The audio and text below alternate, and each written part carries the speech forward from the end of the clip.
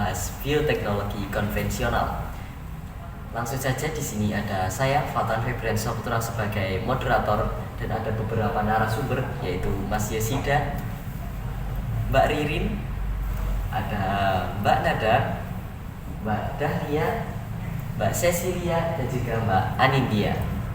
Oke, langsung saja ke podcastnya. Di sini kami akan membahas mengenai bioteknologi. Sebelumnya di sini kalian semua membuat bioteknologi apa saja? Untuk saya membuat tempe. Untuk lainnya? Untuk kita membuat yogurt. Oh, tempe dan yogurt. Berarti dua produk yang berbeda ya. Untuk itu yang pertama, kenapa sih kalian membuat produk bioteknologi itu? Tentunya untuk mendapatkan nilai ya. Nah, cara pembuatan ini juga cukup mudah karena tempe ini termasuk tempe ini termasuk bahan yang kita makan, sering makan. Oh, itu saja. Untuk yang lainnya bagaimana? Untuk pendapatnya, kenapa sih kok membuat yogurt sebagai bioteknologi konvensional? Ya, tentunya karena yogurt itu mudah untuk dibuat ya, untuk kita ini yang masih pelajar, jadi mudah untuk dibuatnya. Mudah. Oh, berarti yogurt dan tempe itu pasti produksinya itu mudah buat gitu ya? Iya, benar sekali. Untuk selanjutnya yaitu gimana sih cara membuat tempe terlebih dahulu ya kepada Mas Yosida kami serahkan. Yang pertama-tama tentunya kita membeli kedelai sebagai bahan utamanya, bukan keledai ya. Kemudian kita cuci hingga bersih, lalu kita rebus selama 30 menitan. Setelah itu ya sekitaran segitu. Setelah itu 30 menit tadi ya. kita tiriskan sejenak selama semalam. Nah, itu tidak lupa diganti airnya dulu. Setelah itu didiamkan selama 1 malam, kemudian dibuang airnya setelah keesokan harinya, kemudian dicuci hingga 4-5 kali cucian. Nah, setelah itu kita kukus kurang lebih 30 menitan. Setelah itu ditiriskan biar dingin, dikasih tepung beras dicampur ragi itu, terus diratakan. Setelah itu dibungkus. Nah, begitu. Tunggu selama 48 jam kira-kira. 48 jam. Kira-kira untuk proses pembuatan tempe menurut Mas Yosida itu apakah mudah atau memerlukan suatu keterampilan khusus begitu? Tentunya ini semua orang ini juga bisa membuat tempe karena ini sangat mudah dan bahannya cukup murah untuk kita beli.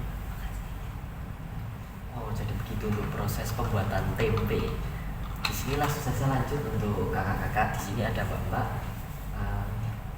Langsung saja ke bagaimana sih proses pembuatan yogurt? Apakah mudah? Untuk proses pembuatan yogurt sendiri itu cukup mudah ya, dari bahan-bahan dan step by stepnya. Yang pertama itu panaskan susu di panci, dan itu dipanasin itu sampai hangat aja, sekitar 37 sampai 40 derajat Celcius. Karena di suhu segitu itu lebih bakterinya tuh lebih bisa berkembang.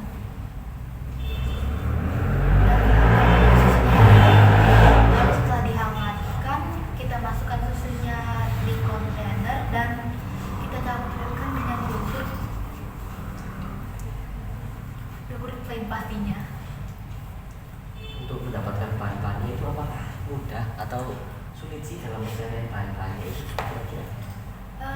Cukup mudah ya, karena di Indomaret, Alfamart saja sudah ada. Oh, jadi mudah ditemukan. Nah, di sekitar untuk teman-teman semua yang ingin membuat yogurt bisa mencari bahan-bahannya itu di dekat Alfamart atau di Indomaret terdekat dari rumah. Selanjutnya untuk proses pembuatan yogurt itu, apakah kelompok Anda mengalami kesulitan atau apa yang dalam pembuatan itu memerlukan keahlian khusus? Sebenarnya dalam proses pembuatan yogurt itu sangat mudah. Jadi ya seperti dipanaskan oleh sesi itu. Tapi kita harus yogurtnya tuh nggak lama jadi. Setelah kita campurkan susu dan yogurtnya itu, kita masih harus tunggu sekitar kurang lebih 6 jaman lah untuk mendapatkan yogurt.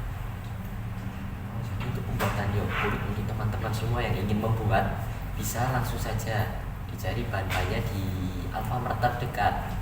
Untuk pembuatan yogurt dan tempe itu sebenarnya mudah, hanya kita saja yang mager dulu. Nah, jangan lupa teman-teman untuk membuat produk bioteknologi konvensional seperti tempe atau yogurt. Oke, sebelum kita tutup, kesimpulan dari podcast kali ini itu apa sih, Mas Yosida? Kesimpulannya itu kita itu jangan mageran. Nah, untuk membuat itu tidak harus beli, kita cukup membuatnya. Jika membuat itu kualitasnya terjaga dan juga bisa mendapatkan banyak tentunya. Oke, jadi untuk kaula muda di sana jangan mageran ya. Oke, mungkin itu saja podcast kali ini. Semoga bermanfaat untuk kalian semuanya. Sekian dari kami.